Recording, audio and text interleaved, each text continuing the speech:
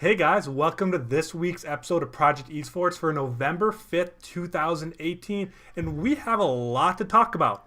I mean, sure, it's primarily going to be League of Legends and Overwatch per the usual, but we have a lot to talk about. I think it's going to be a more fun one, and just an overall, I'm excited for this one. I think esports off season for at least some of the bigger leagues is kind of coming up. So I think it'll be kind of good for us to wrap this up and then start finding other things to actually talk about. But what do you guys think? I don't know. I'm excited. I feel like it's been a lot longer than normal since I've talked. I mean, like it's been a little while. It's been a little while, but I do think off season for a lot of esports, especially Overwatch and League, is going to be very exciting because like A lot. we haven't been able to talk like trades or anything like that in like ages, right? So I'm pumped because I'm pumped for League off season. It's gonna be wicked. Yeah. I'm kind of pumped for Overwatch off season in the way that I'm excited to see all the announcements. But every second in between the announcements, I don't want it. I just want to watch Overwatch already. Oh, I know. But I mean, you guys are both so excited for off season and all that, but you're both deciding to leave me next week. So we will hopefully have two guests. Still working on it right now. Not going to disclose anything. I have a couple people in the works there. So hopefully you'll see two new people alongside me for next week's episode because they're both gone. And James is going on his 4-week rotation of being off. So we'll have an array of guest hosts coming up. So do tune into that. I have some really big kind of plans coming up. But with that, as always, our last little piece of housekeeping before we go into the actual news. If you have Amazon Prime, you can connect it to your Twitch Prime, get a free subscription each month. You just put that little button right up above James right now. It gets emotes for the Game Haus. No more ad view freeing, but it supports us, it supports the channel, it supports all of this, so it does mean the world to us. If you want to connect that, super easy to do. You can do it once a month. Amazon doesn't remind you, so take that money away from them, give it to us, and help us out a little bit. But with that, let's jump into our first topic of the night, as I have no other way of calling it besides the League of Legends Power Hour. I mean, we want to talk World, we want to talk EU LCS. I mean, we have a couple of kind of move of coaches. Where do you want to start, James? I'm going to leave this off for kind of you. Alrighty, so sounds good. So for the League of Legends Power Hour, which is not going to take an hour, I promise, don't worry. We're going to start it off with wrapping up Worlds. We had, to kind of start that whole event, we had the debut of KDA, which Andrew's already mentioned. He's been killing It's that so song. good. I do not like K-pop, but I've watched that music video a lot more than I should have already, and it almost got me to go back and play League today. I'm in my Overwatch mood right now, grinding through gold, but it almost good enough for me. It almost got me to update League today. I'll say that. Yeah, I mean, in like the live performance too, because I was one of those lunatics who set an alarm for 4 a.m. so I could get up and watch. Oh, I did too. I watched the Okay, perfect, entire okay. opening ceremony, and Perfect. well, about halfway through the second game when I realized the series was pretty much over already. But You just stole my thunder. You just stole what I was going to talk about. So, but yeah, no. So the live performance by KDA again, they went hard on like the holographics and all that good stuff. Like I like to think I'm a true fan. They went hard on the holographics and everything like that, or not holographics, but the augmented VR. I reality. don't know. Augmented reality. There we go. Yeah. And it was well synced up and everything like that. There was one hiccup I think with one of the animations, but overall it was really really well done. The choreography was sick. Everything was awesome. So yeah, and then we get into the games. Was it better And than of the Baron? I mean, not the Baron, the Dragon. Which one did you Yes. prefer? Oh no. I think KDA trumped the Elder Dragon like hardcore. Like I think KDA did a wicked job. So I was really happy with it. And again, I'm not a fan of K-pop either, but like it was pretty cool to see live. Like live while it was happening, I guess. But yeah, no. So moving on from that, we also had like the glitch mob as well, which was really cool. Seeing them perform live. They did Rise, of course, which was sick. And yeah, then the actual series itself, unfortunately, went the same way as semis, which was a 3-0. It was a 3-0 for IG over Fnatic. It was weird. It was a lot of people think that Fnatic just outright disrespected IG, but I think IG just really outclassed them. We got to give a shout out for Dylan for calling it right. He did call IG. Easy, boys. I told you. Yeah, Easy you clap. predicted it all Give me along. those points. Give me those prediction points. Did we wager a prediction point on that? I think. No. No, we didn't. No, we didn't bring Thank it God. up. I want to win still. That's coming up No, I soon. know. It's November, boys. I got to start doing the math and going back and watching a bunch of old stuff and figuring out the math on that. How many times we bring up Prediction King? Yeah, exactly. God. But yeah, no. So with that being said, the cool part about this is the LPL played out of their friggin' minds, as a region, and this is their first title. This is their first world title. So that's really cool for the region. That's cool to see that it was somebody else, that was able to take it away as the crown. So now we have pretty much all the major regions except NA have taken the crown. Everybody Yikes. but NA, EU, Taiwan, Korea, and now China, and we're just waiting for number 5. So, but I Maybe mean, 9 I think years. well, I mean, that being said, we did it. We did have an NA team make it to semis, Yeah. right? So We I talked mean, about and this they did go last against- week. Like, we're gonna make fun of C9 because they still didn't win, but we're all super proud of them for how far they made it. And it's a lot farther than anyone expected. But especially with it starting from like 10th place, like it's a pretty big feat, right? Yeah. So you got to give credit where credit's due for sure. But yeah, I think there's a lot more to say about the opening ceremony than the actual series for this game. Because unfortunately, it really went by quick. Like I said, I went to bed halfway through the second game. I saw the blowout in the first. I saw the same snowball happening in the second. I'm like, this, no matter what, they're going to win here. I was not surprised at all when I saw the 3-0. So I think that's too bad. And I wouldn't say they underestimated them. I just think IG is still so much better. The one takeaway as a armchair analyst that I am, from watching Fnatic and all that stuff, is that Whippo, Fnatic's top laner, outclassed everybody until he got to the Shy. Yeah. I understand they played the Shy leading up, but the Shy got a read on him, and then it was basically lights out for Whippo. Game 2, he literally disrespected the Shy, and he was at 0-7 at one point. To that point, myself personally, as a huge Soaz fan, they brought him out for Game 3 to try and bring the series around, and Soaz did great. Soaz did Soaz, and it was awesome. And the really inspiring thing about that too is Soaz tweeted after that he's still not retiring. Soaz has been playing since season 1, and he's still not retiring. Ridiculous. Yeah, the Baguette King is not taking a seat. He's not retiring. He's not walking away from the game, which is awesome. I'm so happy for that because that guy's an absolute phenom. So now we get sick ass IG skins. We get the black and white color scheme, which are gonna look real slick. I'm really excited for those. But yeah, no, that kind of wraps up Worlds. That was the end of Worlds. Yeah, again, unfortunately, it was a 3-0. It wasn't like some crazy 5 or 3-2, 5-game series. But yeah, no. So yeah, but I guess I kind of agree. I mean, I think it was disappointing that the semifinals and the finals all had 3-0s, but I mean, I think the best team in the finals there did win, and I think some people are calling for double round elimination and stuff kind of like that for future tournaments. Yeah. I think we talk about that more as they go, but I think the format right now is still good, and I don't think too much needs to change. But something that is changing is the EU LCS. All the teams have now been finalized. Kind of a total topic shift here, but it's still in the League of Legends Power Hour, so it's acceptable. But what was it? Yesterday, I think we got the announcement of the final 4 or 5 teams.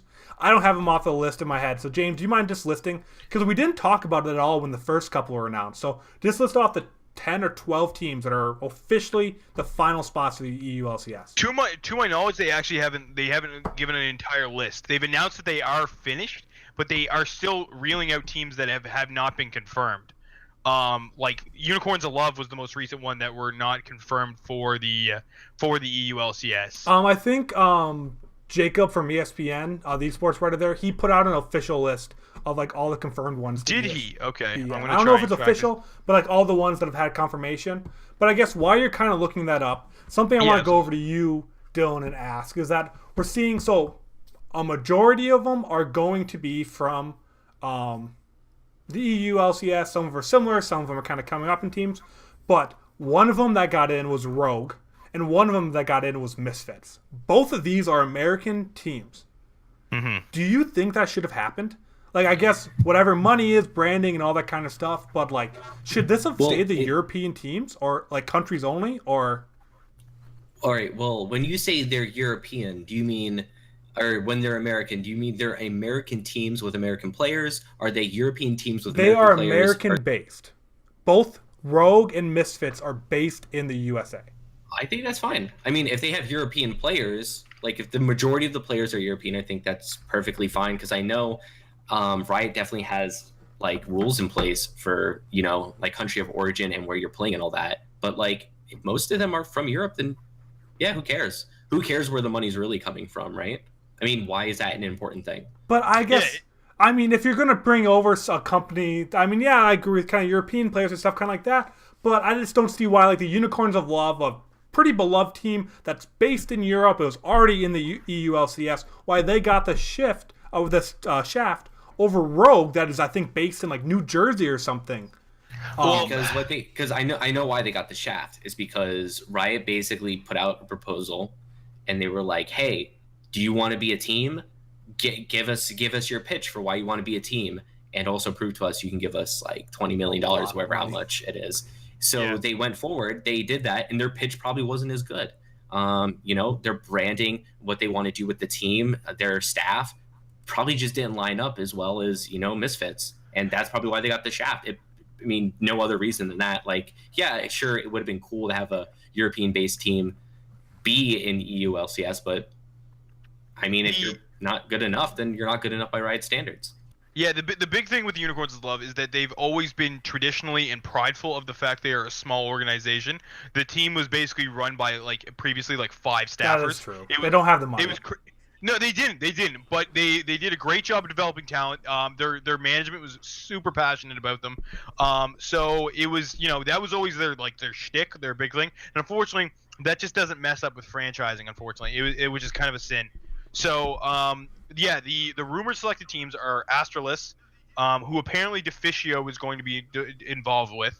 Yes. Schalke, Fnatic, G2, Misfits, Movie Star Riders, North, Rogue, SK, who is making a resurgence because SK hasn't been around for the last 2 or 3 years, and Team Vitality. So those are the teams that are apparently rumored, rumored, but probably semi-confirmed, soft confirmed, kind of like when the Overwatch teams are being announced. Yes, exactly. So those I'm not surprised to see Astralis making their way in there.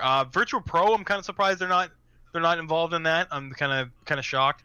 They did have a big spot in the the Russian league for a bit, but they never really trained because they're a massive organization as well, and they've been around for a hot minute. So I'm kind of surprised. Movie Star Riders, I'm not too familiar with myself. It could just be a whatever team that was just kind of upstart and they just had the money behind them. I think it's a lot more about the money than an established team or anything. They could have never played. They probably have never played an EU LCS match, and they just have the money backing them. No, I don't think that's true. I think it's more than just the money because a lot of these teams can field the money, but it's also just about the brand, the organization themselves. They could be an upstart, but they probably have a strong staff behind them with some recognizable names. I just feel like Movie Star is such a weird name. It's a Spanish telecommunication company. Okay, so it's like SKT or something kind of like that. Exactly, okay. KT or Ulster, right? So that's why they're kind of making their name. Rogue, I'm happy to see Rogue. I think Rogue's been around way too long for them not to be a part of anything. And I'm happy about that. So if you could give the overall list so far, if this is what's confirmed for EULCS, out of 10, what would you give it? Because you're the one that's most knowledgeable about this. I don't feel like I'm confident. I definitely know Dylan's not confident giving this thing a rating. What would you say? Are you happy about this? Would you want to see it change? So the only team I think that really had a spot that really could have held its own against everybody on this list, because this list I'm pretty happy with. Like I said, I would have liked to see Virtual Pro. I'm happy to see SKT back, but maybe Splice edging out either North or Movie Star Riders. Those and Giants got kicked out, which they've always been the prominent Spanish organization, so it was one Spanish for another, so that's fine. You're still getting you're getting the Spanish, the Spanish market be really behind it.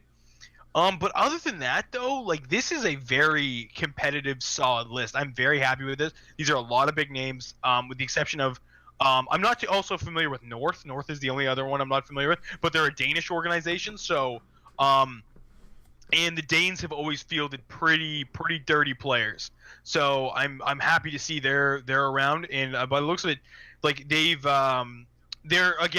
participated in some of the smaller league. I think it was it the Nordic one, I think. Okay. I'm not entirely sure, but yeah, no. So like, I mean, these teams, like, and I don't think, yeah, they're a major CS:GO squad. So like they're known in esports, right? It's another one of those things where you're getting the crossover now, right? Same with Astralis.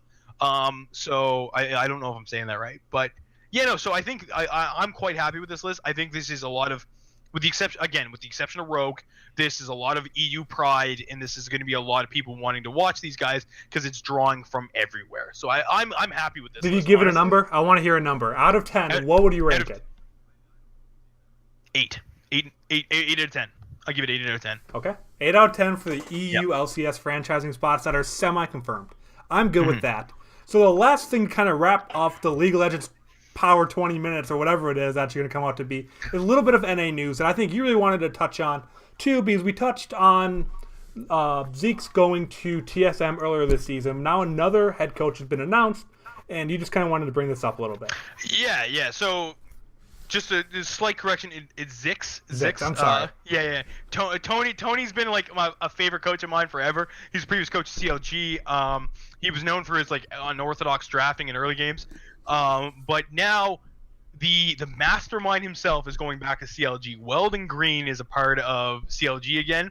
Weldon Green is like, he's renowned in like the esports scene because of basically how he conducts himself, and like the guy is like, he's not a picks and bans kind of guy, which is fine because they've introduced the strategic coaches on top of the head coaches, right? Yeah. So you have somebody on stage, and then you have the head coaches, right? So this lets Weldon do his thing. Dylan, I know Weldon's like somebody who you're familiar with, so I kind of want to hear you sound off on that as well. Yeah, I mean, Weldon is a very recognizable name in just esports in general, which is a pretty big deal because like his name is able to penetrate like different esports. And I mean, I think the biggest thing is probably like the esports sports psychology kind of like thing that he, like, I don't want to say he like really helped bring about, but he really did. Like he was like one of the really big names behind it and like really helped push it forward in esports a lot. And I know he talks a lot about it on like streams and stuff and like on his Twitter and all that. And he actually, I think he had a class that he ran on like an online class for esports, sports psychology. And so I think this is very interesting pickup for them.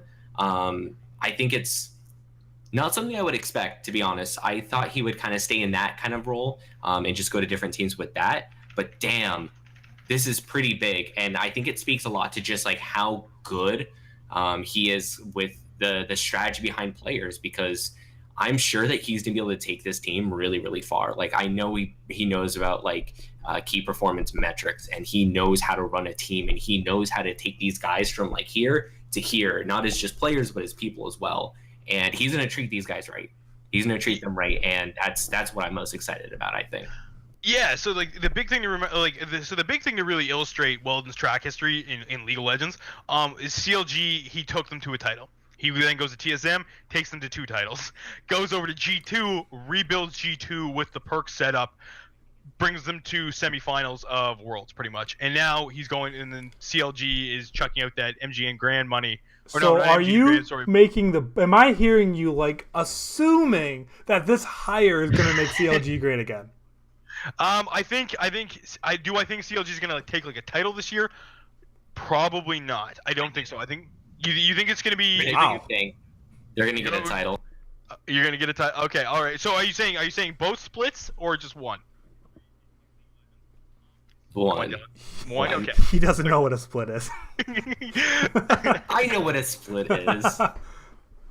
But yeah, no. So I think it depends on the players that Weldon gets to deal with. There is a good solid foundation there. Unfortunately, the CLG community has been calling for like a roster shuffle for like ages. It's kind of getting old. As a CLG fan, as somebody who spends time on the subreddit, it's so old being like, it's so tiring seeing get Hui out of here. You know, screw Darshan, screw Rainover, like get these guys out of here. I think Stixay is like the only one they actually like. So. There is, I feel like there is going to be some changes within the organization. but Weldon Green is a killer start, and I'm excited to see where this goes from here. I will weigh in against Dylan. I think they're only going to take one title too, but I think it's going to be the summer split. I don't think they're taking both. I think it's going to be later in the season when Weldon actually has time to work his magic. That being said, though, he is involved in the team in November, and they don't start up until like March or April. So that's kind of hype. But no, sorry, I was just saying, there's plenty of time for a big change to kind of happen in the team, and that I don't know if I think in March there will be a difference. I think you will see a different CLG team on stage starting the very first day of the split. But I don't know. Yeah, I'd be curious to see how much they kind of progress over time. I feel like anything that he does, he can't implement early on. Like you said, it's not going to be game day. It's not going to be the picks and bans. It's not going to be that where it makes a difference. It's going to be how the organization is run and how the players are treated. And I think that can happen between now and March. And I don't know if that much will change between the first and second split. So I lean a little bit more towards Dylan that if they are going to win a title, they're going to win the first one. I don't think they're going to, but I don't think that more time with what he focuses on is going to make a big difference unless they really do a roster change like early in February and the players need time. But if they stay at the same roster, I don't think there'd be a big difference in time over kind of the rest of the year. Yeah, it's gonna be with the current roster. It's gonna be really interesting to see kind of how they, I don't know. Weldon could get in there and be like, we don't need to change anybody. I can make this work, and then we see results quicker. So I'm not too sure. But sorry, go on. Oh no, I was just gonna say the one other League of Legends thing we had related that we did kind of miss that should have been really wrapped up in Worlds, but I think we got a little ahead of ourselves. Is that they did announce the next 3 locations? Oh yeah. Or the next 3 Worlds. So we have Europe, which has been announced for Paris. It seems like Riot really took the criticism for them not being able to secure venues early, like this year with Korea and stuff like that. They got a huge ton of lashback for that. Like this was going back to Riot's tanking and all this stuff. They're like, okay, you want to give us a bit of flack on this? We're gonna give you 3 years, and we're gonna like already establish this. So we have Paris, France. Then we are going to China, and then we're back to North America for 2021. So Project Esports will be on site 2021 for the media pool. Yeah, I'll see you guys there. But, I don't care where the hell it is. Yeah, I mean, I guess I think this is an announcement. I don't think there's a ton to talk about here. I love seeing the idea of it coming back in the U.S. in a couple of years. I'm curious to see where it's at. Paris, I mean, the stadium, people are already having problem. Yes, they have the venue secured, but it's in the middle of soccer season, so a lot of people are kind of complaining that it's a small stadium and all that kind of stuff. That just normal Reddit complaining really is what's kind of going on there. And China's China. I mean, what a surprise it's in China and then within the next 3 years, especially with that region starting to do a lot better and kind of growing even more in the league scene versus South Korea. But I guess, is there anything out of that you want to kind of go up to on that? Otherwise, the announcement's been made. And, just anything else you want to wrap up from, like, the league segment? Weldon Green. I'll say it again. Weldon Green. We'll leave it at that. All right. It's a good season for CLG, boys. That's what I'm saying. Okay. With that, we will transition out of League of Legends after what does feel like an hour to Dylan, I'm sure. But it was good. It was all needed to talk about, so it's glad. Now we can kind of start moving over to Blizzard. I mean, we're going to touch on BlizzCon a little bit, but before we get to that, some events that happened at BlizzCon that are Overwatch specific I want to touch on. So we did come to the conclusion of the Overwatch World Cup. I am absolutely horrible at making predictions, except for the winner. Every single team that I picked lost, except for South Korea, which did go on to win. The finals match was South Korea versus China, with South Korea really being dominant and winning that there, which really wasn't a surprise. I mean, as we talked about, South Korea is usually pretty dominant. But we saw the U.S. choke in the first round. We saw James' Canada team. What do you guys want me to say, bringing the juice. Yeah. XQC brought the juice, boys. The boy. And they're giving away XQC stuff to the crowd and stuff like that. Of course overall, the World Cup was really a fun event. Not how a lot of people predicted it. Canada did a lot better. UK looked absolutely unbelievable. I was really impressed with how they played. I mean, ultimately, they ended up running into just a much better team, but I was really happy with how the setup was. I was really happy with the gameplay. I watched every single match, every single moment, and I overall all loved it all. But once again, do not ever trust me when I make predictions for Overwatch, because clearly I have no idea what I'm talking about besides the winner, which I guess isn't that bad, but... Yes, I agree, Andrew. You have no idea what you're talking about. Anyways, on to the next topic. China looked really good, though, actually, right? Yeah, I was. Like, I mean, people have no been one sleeping expect. on I didn't. China. I picked China to lose right away because I'm like, Shanghai sucks. They have no one. Their team looked unbelievable, and I'm making the prediction. And it's not even a prediction. I think it's a 100% solidified fact that every single player on that roster will be on an Overwatch team next year. Easy. Easily. Like, they performed. I think they outperformed a lot of people, even people that predicted them to go down to the finals or even win. They still looked a lot better. And I think every time China came up, they talked about how amazing and how much they were outperforming kind of the expectations there. Even though they expected them to do very well, no one predicted them to do that well with how. I think just kind of the general Overwatch population just saw Shanghai Dragons 0-40. China sucks. Kind of my prediction there. Should have done more research. That is my bad. But China looked unbelievable.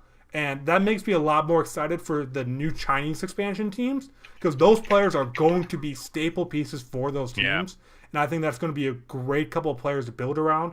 And we saw a lot of people in the World Cup that are going to be moving on to rosters, I think, within weeks. Because we already saw Fusions, which was the main tank, pretty much Reinhardt player for the UK team, just got announced today that he's playing on the Boston Uprising Academy team. He got picked up, and I'm sure a lot of that had to do with the World Cup performance. So I think this is a really great showcase for a lot of those players, especially those contender players, and China was unbelievable, and they're all probably in negotiations right now if they weren't before the World Cup, because they played unbelievably.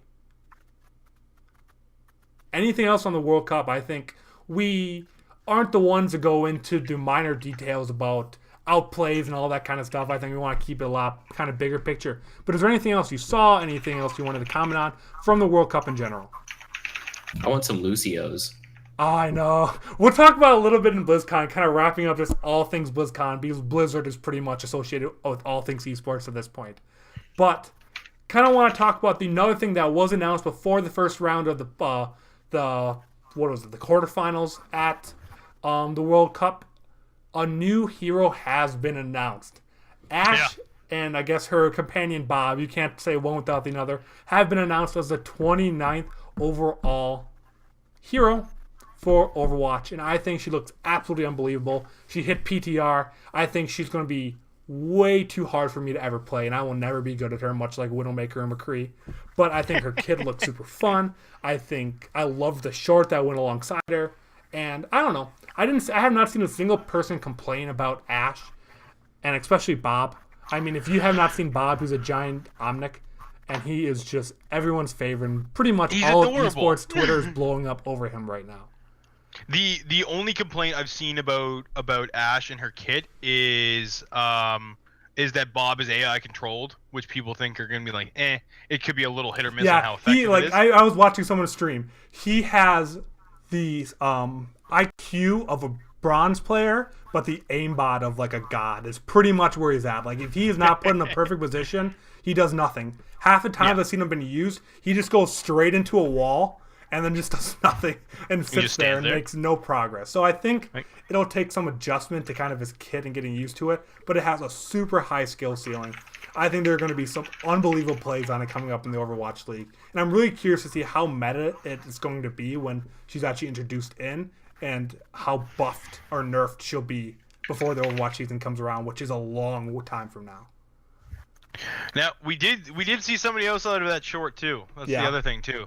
We saw somebody else teased. Like, I mean, Echo is a character. We don't know if, like, I mean, I don't know. It's kind of nice to see Overwatch actually addressing, like, the lore element. They're kind of trying to really deal with that. So I don't know if they're actually gonna, if Echo's gonna be a character. I mean, so I think I mean, I think it's almost confirmed that I don't know if she's going to be 30, but she's confirmed that she's going to be another hero. Yeah. Because like kind of going after the short, Jeff was going through. So like, which one do you guys will want to see? Which one do you think is the next character? Whatever. Yeah, he actually explicitly said it. Yeah. Yeah. Could it be the triplets? Like nah. Like Triplets, there's 3 of them that look like- exactly the same. Could it be Echo? She said actually I think we need a little bit more time with her. How about Bob? While Bob is awesome, he's not quite the one or whatever. The 29th hero of Overwatch is going to be Ashe. And then they kind of went back and introduced Bob. So I don't know if it's confirmed that Echo is going to be, but she is going to be her hero at one point. That's pretty much what it means with a little bit more time. And kind of with the comparison of seeing of why a lot of people are pretty confident that she's going to be the next. Because the 2 heroes are kind of announced kind of very simultaneously, which were Orisa and Doomfist. Orisa was made to kind of defend against Doomfist, and they kind of released in that order. And obviously, Echo seems to have some kind of relationship with McCree, and so does Ashe. So it kind of makes sense there, too, that the heroes are all kind of intertwined with some lore, backstory. So I do think that is going to be hero number 30. Obviously, that's just speculation right now, but a lot of people seem pretty confident that she's coming sooner than later. And I think March is when, like, the second hero of the year is usually released. My one complaint with Ashe is that like every game now is a character named Ashe. Yeah. Every character, and it's all spelled the same way. It's always with the E at the end. I like it. That's not true. That's not true. Rainbow Six. That's not. Okay, with Rainbow the Six E. is Ashe. Yeah, okay, but she has a hit registration of like a plank. Like you can never hit her. But like, yeah, I know. So everybody gets an Ashe. Everybody. I don't know. I don't have a problem with that. I have not seen a single problem personally. I got to play her a couple games on PTR earlier. I had to do no limits because literally everyone would just leave the quick play match if they didn't get Ashe. So it was impossible to play that. But I haven't seen too much complaints. I'll be curious to see how she really fits into the meta, how she interacts and kind of does against different characters. But I'm excited for that. I'm excited to kind of see where the what 30th hero is going to kind of be, because a lot of people are kind of speculating that it was going to be some kind of robot, which is what the leaks were kind of going up. So maybe some of that's a little truer than we thought. It's just coming later. But anything else kind of from the Overwatch Central we want to kind of touch on? I mean, Lucio's kind of can bleed into BlizzCon a little bit next too, but they announced that Lucio is now getting his own cereal, partnered with Kellogg. Oh man, I'm buying so much. And it's called Lucio's. I think it's everything everyone could ever want from a cereal. And I am absolutely going to be purchasing it the second I can. We'll probably do some video of each one of us trying it and giving impressions or some stupid thing like that. But I love it. I think it's fun, it's creative. And I heard it's not that bad from the people that have tried it at BlizzCon. Oh really? Like it's like it's not just a gimmick. Like it's a decent. It's for Kellogg's, isn't it? Like I'm Kellogg's, pretty sure it's just Cheerios. I like Whatever, man. Lucio's, Cheerios. I mean, they're circles. I'm sure they're not anything super crazy. I mean, they could be like Fruit Loops and just be like horrible for you. Like, Whoa, okay. I thought you were gonna say bad taste. I'm like, that's a different topic, but do not ever insult Fruit Loops. Cereal stream where we rank all the cereals. Oh god, we're just gonna become a ranking channel. Just the most random things that we somehow associate with esports, one way or another. But yeah, so Overwatch World Cup.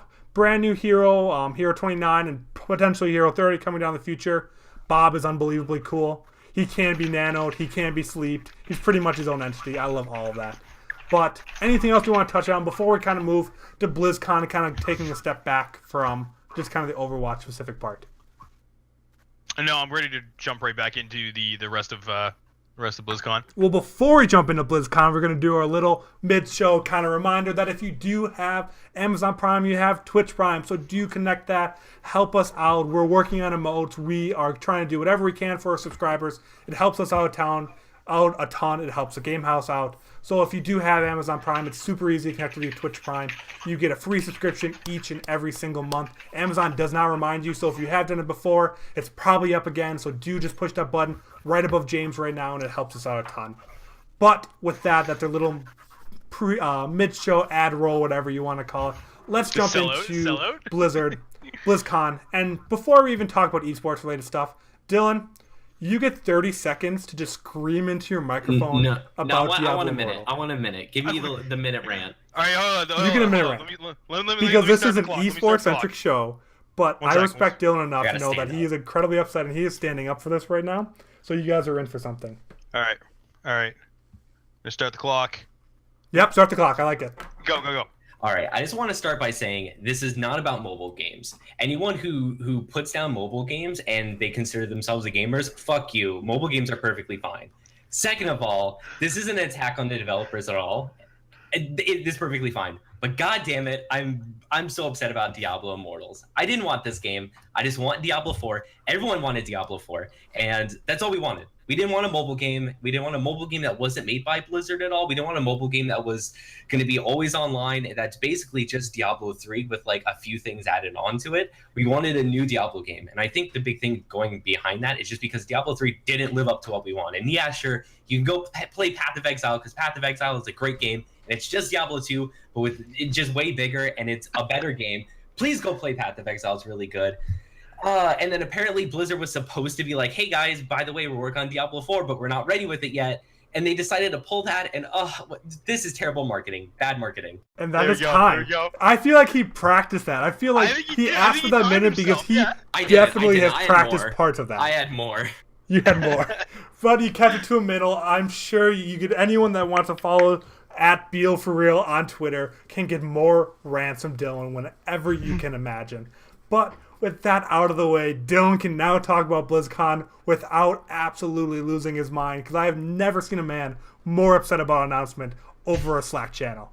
So we are good to move on, and I'm handing it back over to you, Dylan, for something a little bit more esports related with StarCraft, your pride and joy. Yeah. So this was something actually really, really awesome. Is at BlizzCon, we actually saw the first non-Korean champion at BlizzCon in like 18 years. Yeah. Which is insane. So Cyril, who's been like really blowing up in StarCraft, won against Stats. And this is pretty incredible. He won 4-2. So it wasn't like super, super close and he cheesed out or anything. It was like he is hands down the best StarCraft player. And we had a lot of hopes in NA throughout the years. Jinro. Scarlet. Yeah. Who else was like the big ones? I would say like those are some of the two big ones. I think after Scarlet's like Olympic thing, like everybody was like, okay, Scarlet can put us back on the map, right? Yeah, and like it was close, and we finally saw it, and this is pretty incredible. And he's a young dude too. He's as old as the game, I think. Yeah, is what the he meme was was. born, What? He was they born, just celebrate like, 20 years, so he's 20 years old. Yeah, he was born like a month or two before StarCraft like 1, which is crazy. Insane. It's so insane that like this kid was born, StarCraft came out, and then they're like the same age. It just shows like how much of a staying power StarCraft has. Like it really does have a pretty incredible staying power that like it's 20 years after the game came out and we're still talking about it. Yeah. Unfortunately, I mean, StarCraft has this really big nostalgia factor, I think. And I think that's what keeps it going as an esport right now, is that people just still respect the game so much that even if you don't play it, because like, man, I can't imagine too many people play StarCraft 2 on ladder anymore, but damn, people still care about it as an esport. And they should, because StarCraft is, I still think, the peak esport of all time. This is the chess of esports. This is like prime big brain memes here. Like that's what StarCraft is. I guess I don't know too much amazing about what has been said by Blizzard or anything like that. Is there going to be a StarCraft 3? They've made no mention of it. No time soon. Do you think there's going to be? And at that point, do you think StarCraft 3 would reinvent the StarCraft esports scene, or do you think StarCraft 2 would still stay primary and that it just wouldn't be the same? I think that Blizzard RTSs are going to have to go through a big major change. And I think actually kind of wrapping it back to Diablo, I think the same thing is going to be for action RPGs. I think whenever Blizzard is going to release a new game, like an actual big new game, not an expansion, not like an offshoot or anything, but like an actual full-fledged World of Warcraft 2, Warcraft 4, Diablo 4, any of the, or even Overwatch 2 eventually. They're going to have to really reinvent what they're doing. I mean, Blizzard did that with the first-person shooter. Now, yeah, you can it's just Team Fortress 2, blah blah blah. But they still reinvented it, right? Like they still took their own kind of like flair and love into it, and they put it into the FPS genre, and they made it something unique and interesting. And they're gonna have to do the same thing with RTSs. Is it going to be Warcraft 4? Is it going to be StarCraft 3? I don't know what it's going to be, but they're going to have to do something to really reinvent the RTS. Same thing with action RPGs. They're going to have to reinvent that genre. Well, I mean, we did get the Warcraft 3 reforged, which I mean, it's going to be the same game. It's just it's going to be remastered. Yeah, exactly, right, exactly. So I think it does need to go through a big rehaul, but I don't know. Again, this is just it. I feel like the market that StarCraft attracts is like, again, it's the chess of esports. And that's why you have to reinvent it. That's why nobody's reinvented chess though. That's the thing, and chess still has like, is there that many people going in to play competitive chess? No, not really. But I mean, it's still respected as like the epitome of gaming. You know what I mean? And like thought process and stuff like that. So do we think StarCraft 2 just has its place as being like this?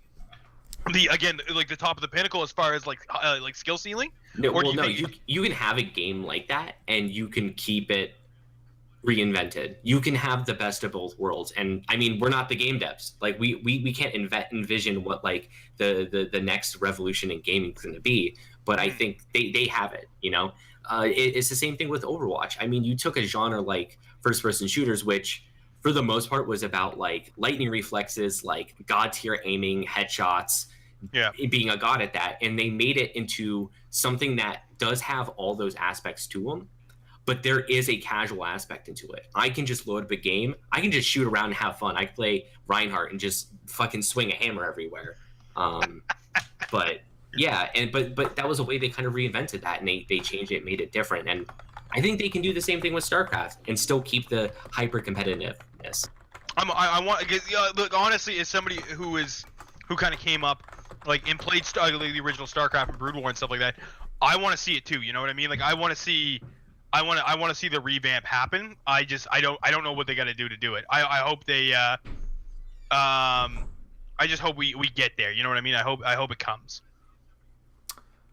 And then we move from one of your babies to the next one. I think I don't have much to add on StarCraft because I really have no experience with it. I'm absolutely horrible at the game. Warcraft 3 was my first ever RTS, so I am incredibly excited for that. But there was one other kind of esport related event that did happen. You guys both just stood. You both just stared at me the same second. I thought you were both thrilled because you're both making like the same movement, just staring at me. But Hearthstone did get an announcement for its new expansion. I know, James, you play a little bit. I don't really play too much. I've gotten to a little bit. But Dylan, you are, again, our residential. Yep. I'll give you guys the rundown. Just for transparency, we're not here to inherently report esports. We're reactionaries. We're here to bring you our take on esports. So I'll give you my take on it. Hearthstone is another expansion. I mean, a little bit of takes, but also some information on what it actually is. I give zero information. There's Rostacon's Rumble. It's a troll-themed expansion. Information. They have some new mechanics. Overkill, which is you kill something, and if you kill something, you got to keep going. I don't like that. Yeah, they have like it's troll-themed, so it's like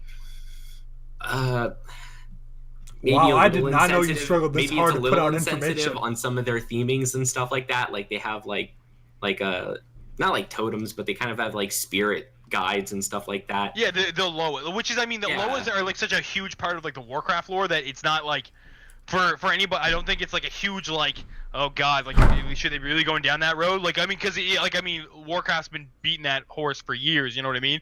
So I don't think that's unreasonable. But I think the totem thing is kind of cool that you get like depending on like what class you are correlates which Loa, which means which buff, and which I think seems kind of dope. Yeah, I mean it's okay, but as like the resident Hearthstone expert here, as the resident. You are the resident a lot of things for this podcast. I'm just gonna say this is probably one of the most least exciting, and it's really disappointing because there's nothing about this expansion that gets me excited at all. And I will have the caveat of I have been playing a lot of MTG Arena.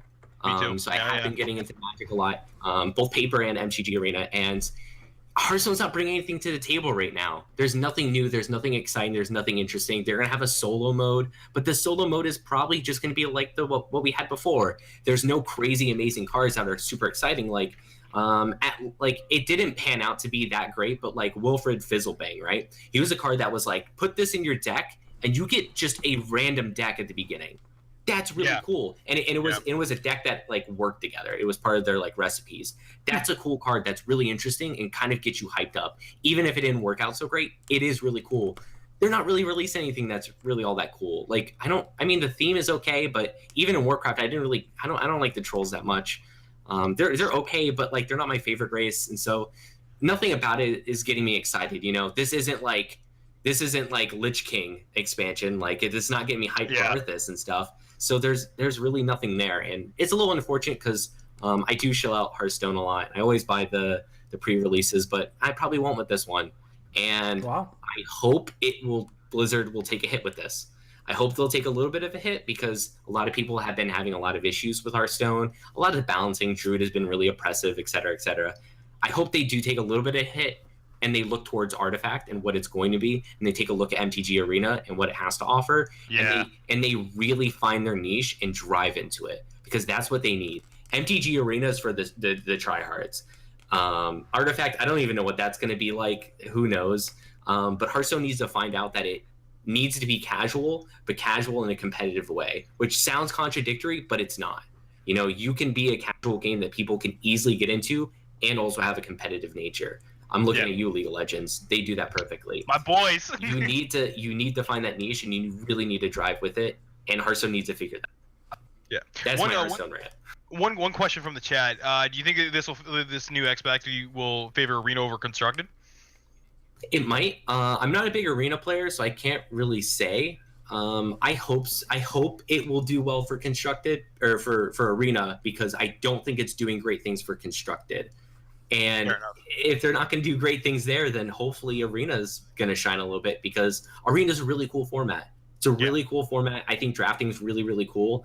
And a lot of people who play Arena only play Arena. So hopefully they get like Crip and stuff like that. Yeah. Yeah. Hopefully they do get some love with this. I have no idea what you guys are talking about. Not a clue. That is... Here. This is what we'll do. I'll switch it up, and we'll go into branding, something you are familiar with. We can do this. So Dignitas, for anybody in the chat who's familiar with Team Dignitas, they've been around for ages. They've tried their hand at many esports. League of Legends was their big one, and they got relegated, or they didn't make franchising. That was the big thing. So now they've relaunched a rebranding.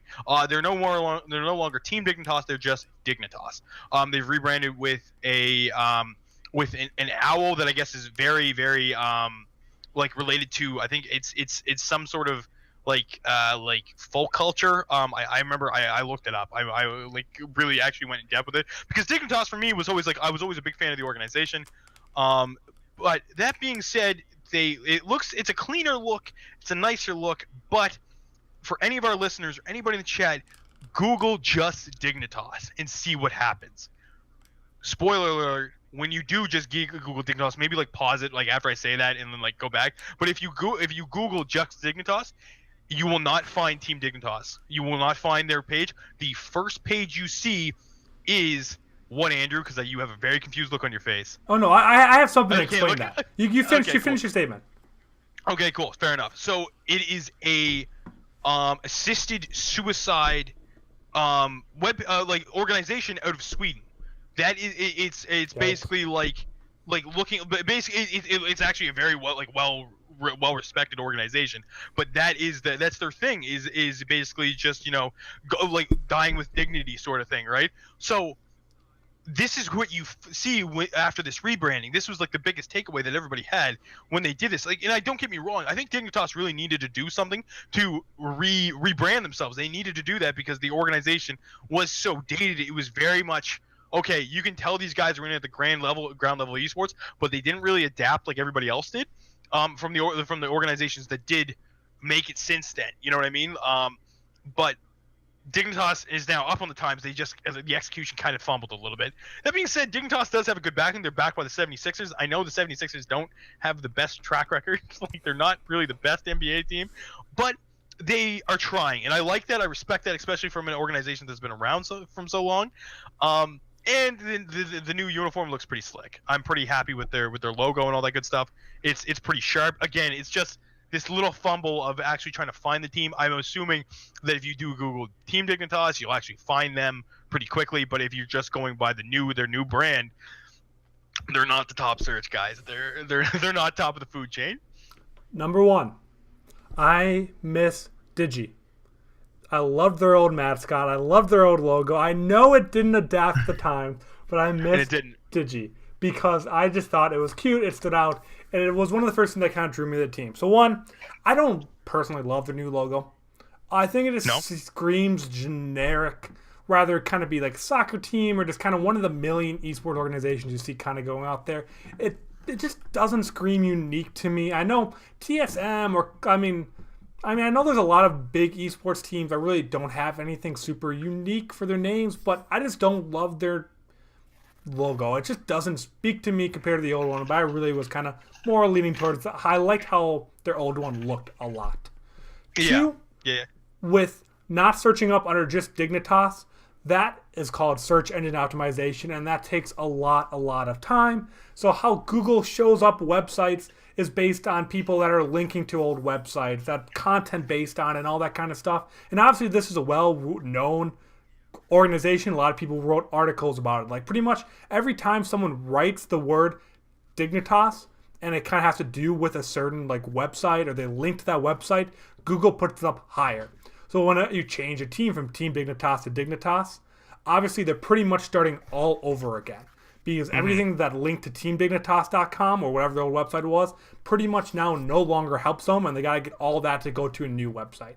So that's why that's not showing up there. And even if you have the top marketing like organization in the world, that's still not something you can do overnight. So I think with time that is going to be coming up more and more. So I wouldn't worry about that too much. Now I wouldn't say that's a fumble, but that's something that is going to take time, and they still could have done better. But that's coming up more. They also are now partnered with Champion as well, the clothing brand. So going back into lifestyle, esports pairing, much like 100 Thieves, and Champion like kind of like made a major resurgence in the last couple of years. So I mean, maybe they hope to do the same thing with the Dignitas brand. I'm not too sure. Yeah, I don't know. Dylan, I want to get some of your opinion on this before we keep going too deep.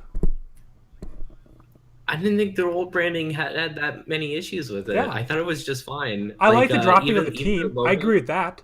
Yeah, I know that. I think that's good because I think the whole having esports in your name and team in your name is starting to get a little dated. It's getting to be a little dated and a little bit much. So I don't know why they don't know why they did the logo change.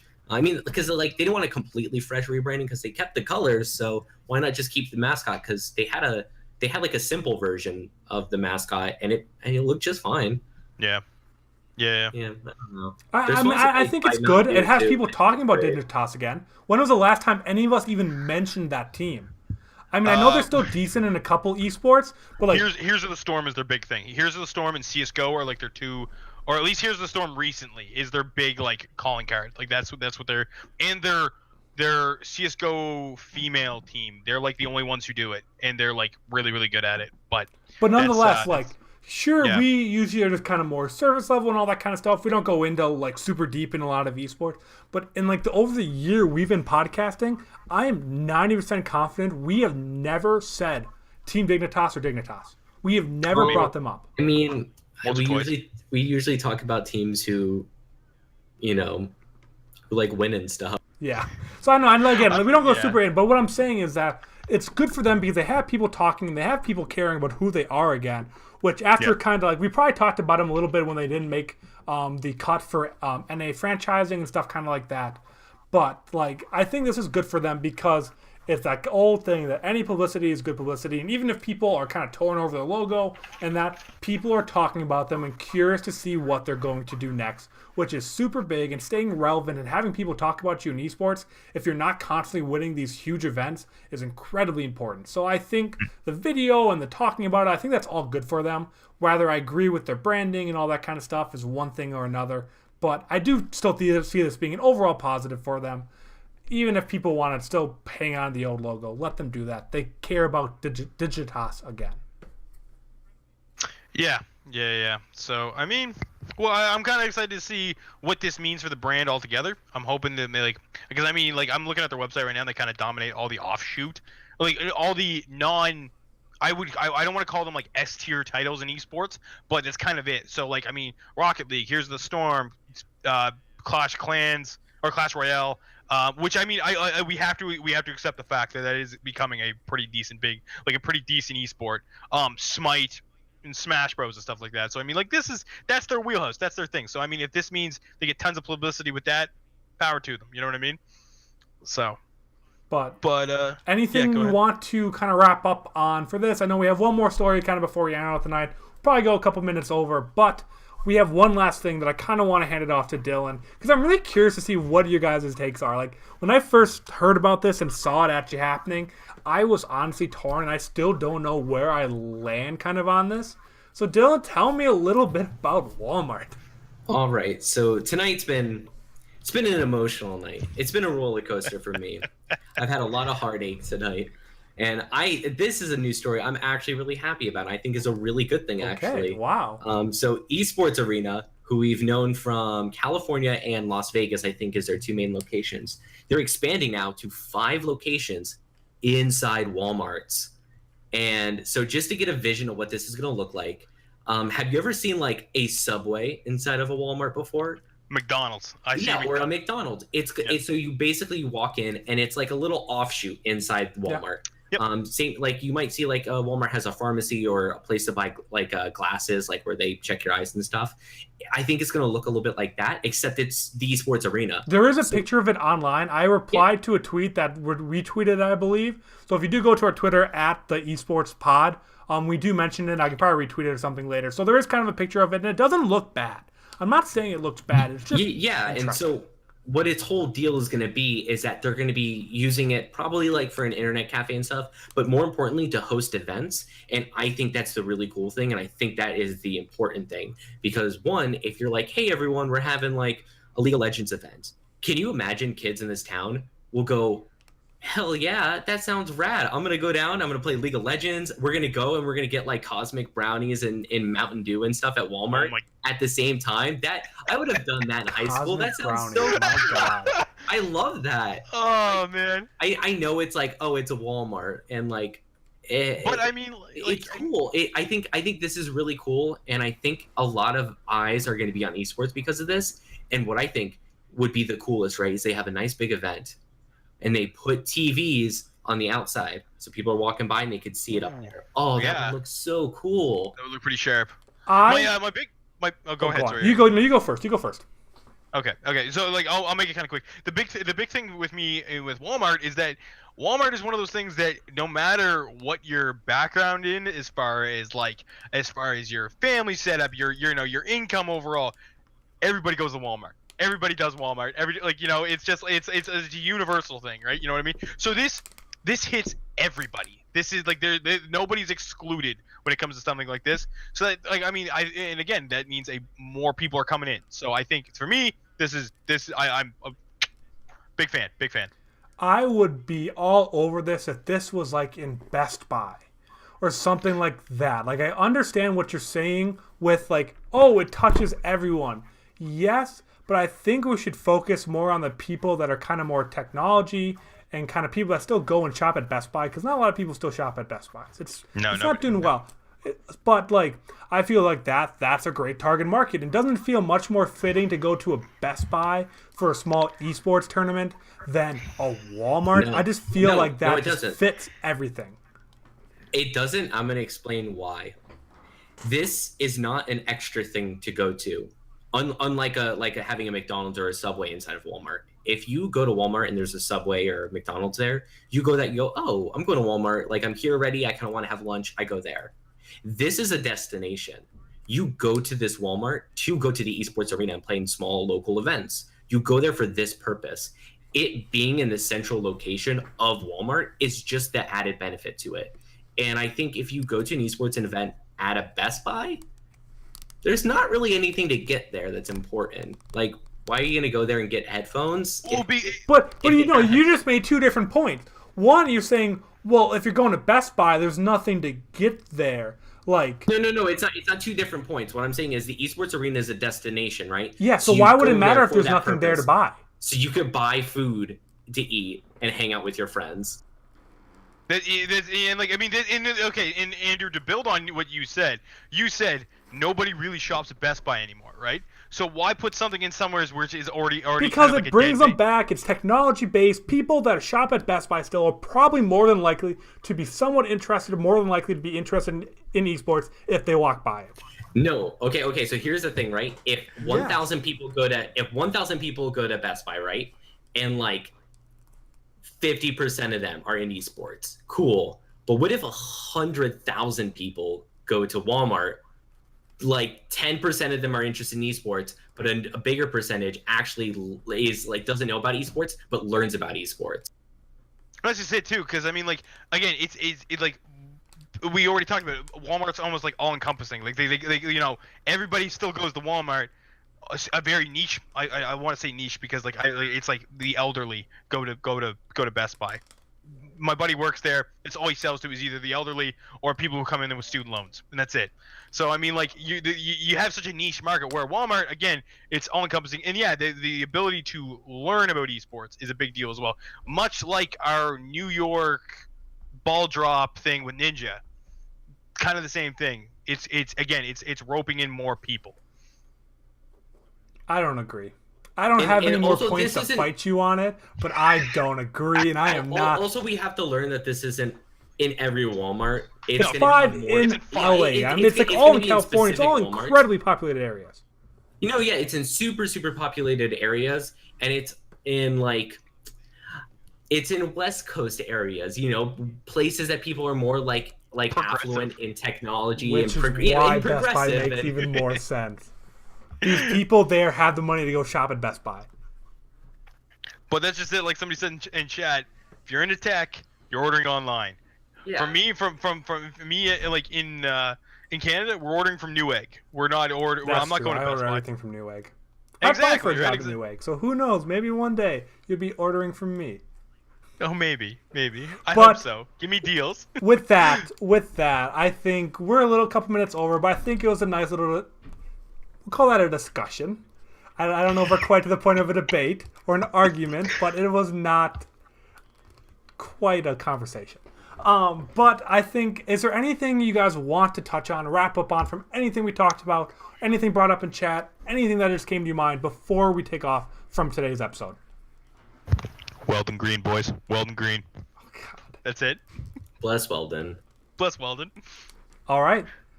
But with that, I just want to thank everyone that was interacting with chat. We had a lot of people hop in the chat today and interact with that. So thank you all so much for the YouTube and podcast listeners. Thank you also for tuning in. It means just as much to us, whether you're interacting with us live in chat, downloading, or anything kind of like that. So just thank you to whoever you are, however you are getting this, for helping us make Project Esports what it is. Come on. Is it me? It's you. Okay. So close. Don't forget we go live every single Monday at 6:30 Eastern Standard Time, right here on twitch.tv/The Game Haus. You can also find all our podcasts on every single podcast platform out there. We got Spotify, iTunes, Stitcher, Google Play, all of them, literally all of them. Just search Project Esports Podcast. You can listen to us.